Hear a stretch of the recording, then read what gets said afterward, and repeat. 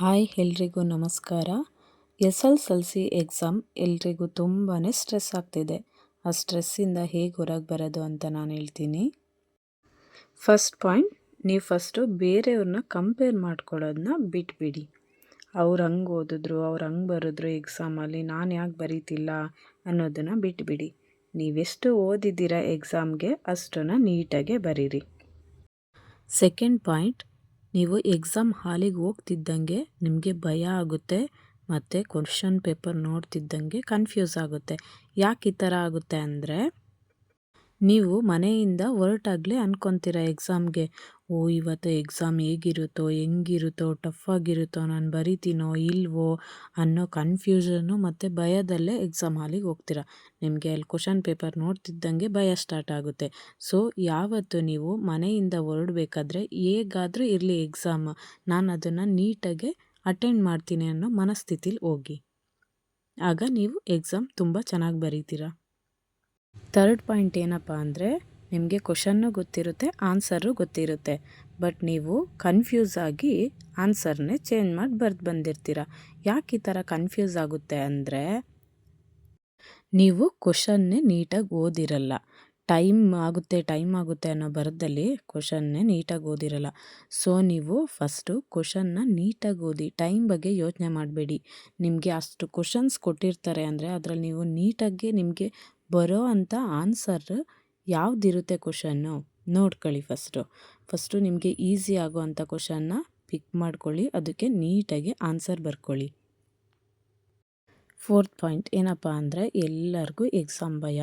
ಒಬ್ಬರಿಗೆ ಅಂತಲ್ಲ, almost exam ಬರೀತಾ ಇರೋರೆಲ್ಲರಿಗೂ ಭಯ ಅನ್ನೋದು ಇದ್ದೇ ಇರುತ್ತೆ. ಸೊ ನೀವು ಎಕ್ಸಾಮ್ ಭಯನ ತಲೆಗೆ ಹಾಕೋಬೇಡಿ. ಏಕೆ ಅಂದರೆ, ಇದೇನು ನಿಮ್ಮ ಲೈಫಲ್ಲಿ ಅಚೀವ್ ಮಾಡೋ ಅಂಥದ್ದು ಏನಿರಲ್ಲ. ಎಕ್ಸಾಮ್ ಅಂದರೆ ನೀವು ನೆಕ್ಸ್ಟ್ ಲೆವೆಲಿಗೆ ಹೋಗೋದು ಅಷ್ಟೇ. ನೀವೇನು ಡಿಸ್ಟಿಂಕ್ಷನ್ ತಗೊಂಡ್ರು ಅಷ್ಟೇ, 99% ತಗೊಂಡ್ರು ಅಷ್ಟೇ, ನೀವು ಲೈಫಲ್ಲಿ ಮುಂದೆ ಹೇಗಿರ್ತೀರ ಅನ್ನೋದು ಮುಖ್ಯ ಆಗಿರುತ್ತೆ ಹೊರತು SSLC ರಿಸಲ್ಟ್ ಮುಖ್ಯ ಆಗಿರಲ್ಲ.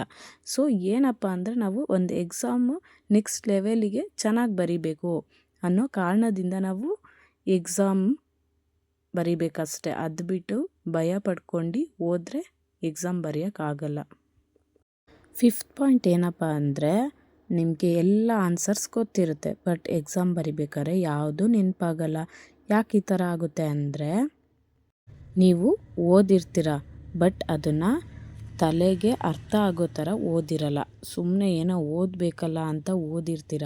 ಸೊ ನೀವು ನೀಟಾಗಿ ಅದನ್ನು ಎಕ್ಸ್ಪ್ಲನೇಷನ್ನ ತಲೆಗೆ ಹಾಕ್ಕೊಂಡಿರಲ್ಲ, ಓದಿರ್ತೀರ ಬರೀ. ಸೊ ಇದನ್ನೆಲ್ಲ ನೋಡಿದ್ದೀನಿ, ನಾನು ಕಲ್ತಿದ್ದೀನಿ, ಆದರೂ ನಂಗೆ ಬರ್ತಿಲ್ಲ, ಮರ್ತೋಗಿದೆಯಲ್ಲ ಅನ್ನೋ ಥರ ಆಗುತ್ತೆ. ಸೊ ನಾವು ಓದಬೇಕಾದ್ರೆ ಎಷ್ಟು ಹವರ್ ಓದ್ತೀವಿ ಅನ್ನೋದು ಮೇಯ್ನ್ ಆಗಲ್ಲ. ಓದಿರೋ 1 ಮಿನಿಟ್ ಓದಲಿ, ಅದರಲ್ಲಿ ನಾವು ಎಷ್ಟು ಅರ್ಥ ಮಾಡ್ಕೊಂಡಿರ್ತೀವಿ ಅನ್ನೋದು ಮೇಯ್ನ್ ಆಗುತ್ತೆ. ಸೊ ನೀವು ಗಂಟೆಗಟ್ಟಲೆ ಬೆಳಗಿನ ಜಾವ, ಸಂಜೆ ಆದರೂ 24 hours ಆದರೂ ಓದೋದನ್ನ ಬಿಡಿ. 1 ಗಂಟೆ ಓದಿ, ಬಟ್ ನೀಟಾಗಿ ಅರ್ಥ ಮಾಡ್ಕೊಂಡು ಓದಿ, ಅದು ಬೇಕಾಗಿರೋದು. ನೆಕ್ಸ್ಟ್ ಪಾಯಿಂಟ್, ನಾವು ಎಕ್ಸಾಮ್ ಹಿಂದಿನ ದಿನ ಹೇಗೆ ಓದಬೇಕು ಅನ್ನೋದು. ಎಕ್ಸಾಮ್ ಹಿಂದಿನ ದಿನ ನೀವು ಫುಲ್ಲು ಬುಕ್ಸ್ ಓದಿದ್ರೆ ವೇಸ್ಟ್ ಅದು. ಸೊ ನೀವು ಇಂಪಾರ್ಟೆಂಟ್ ಪಾಯಿಂಟ್ಸ್ನ ಬರ್ಕೊಂಡಿರ್ತೀರಲ್ಲ, ಅದನ್ನು ಮಾತ್ರ ಓದ್ಕೊಂಡು ಹೋಗಬೇಕು. ನೆಕ್ಸ್ಟು ಯಾವ್ದ್ಯಾವ್ದು ಅಂಡರ್ಲೈನ್ ಮಾಡಿ ಇಂಪಾರ್ಟೆಂಟ್ ಅಂತ ಹಾಕಿರ್ತೀರ ಅದನ್ನು ಮಾತ್ರ ಓದ್ಕೊಳ್ಳಿ. ಓದ್ತೀನಿ ಅಂತ ಬರೋ ಬುಕ್ಸ್ ಎಲ್ಲ ಓದಿದ್ರೆ ನೀವು ಗ್ಯಾರಂಟಿ ಎಕ್ಸಾಮಲ್ಲಿ ಬರೆಯೋದಿಲ್ಲ. ಸೊ ನೀವು ಯಾವುದನ್ನು ಇಂಪಾರ್ಟೆಂಟ್ ಅಂತ ಪಾಯಿಂಟ್ ಮಾಡ್ಕೊಂಡಿರ್ತೀರ ಅದನ್ನು ಎಕ್ಸಾಮಿಗೆ ಹೋಗೋಕ್ಕಿಂತ ಮುಂಚೆ ಎಕ್ಸಾಮ್ ಹಿಂದಿನ ದಿನ ಅಷ್ಟು ಓದಿದ್ರೆ ಸಾಕು. ತುಂಬ ಎಲ್ಲ ಓದೋಕ್ಕೆ ಹೋಗಬೇಡಿ. ನೆಕ್ಸ್ಟ್ ಪಾಯಿಂಟ್, ನಾವು ಈಗ ಓದಿದ್ದೀವಿ, ಅದನ್ನು ಅರ್ಥ ಮಾಡ್ಕೊಂಡಿದ್ದೀವಿ ಅಂತ ಹೇಗೆ ನಮಗೆ ಗೊತ್ತಾಗುತ್ತೆ ಅನ್ನೋ ಕ್ವಶನ್ಗೆ ನಾನು ಆನ್ಸರ್ ಮಾಡ್ತೀನಿ. ಈಗ ನಾವು ಓದಿದ್ದೀವಲ್ವಾ, ನೀವು ನೈಟು ಮಲ್ಕೊತೀರಲ್ವ, ನೀವು ಓದಿರೋದನ್ನು ಒಂದು ಸಲ ನೆನ್ಪು ಮಾಡ್ಕೊಳ್ಳಿ. ಯಾವುದು ನಿಮಗೆ ನೆನಪಾಗುತ್ತೆ ಅದನ್ನು ನೀವು ನೀಟಾಗಿ ಅರ್ಥ ಮಾಡ್ಕೊಂಡಿದ್ದೀರಾ ಅಂತ. ಯಾವ ಸೆಂಟೆನ್ಸ್ ನಿಮಗೆ ನೆನಪಾಗಲ್ಲ ಅದನ್ನು ನೀವು ನೀಟಾಗಿ ಅರ್ಥ ಮಾಡ್ಕೊಂಡಿಲ್ಲ ಅಂತ. ಹೀಗೆ ನಾವು ಯಾವ ಥರ ಓದಿದ್ದೀವಿ ಅಂತ ಅರ್ಥ ಮಾಡ್ಕೊಂಡಿದ್ದೀವಿ ಅಂತ ನಮಗೆ ಗೊತ್ತಾಗದೆ ಆವಾಗ. ನೆಕ್ಸ್ಟ್ ಎಕ್ಸಾಮ್ ಹಾಲಿಗೆ ಹೋದ್ರೂ ಓದ್ತಾನೆ ಇರ್ತೀರ.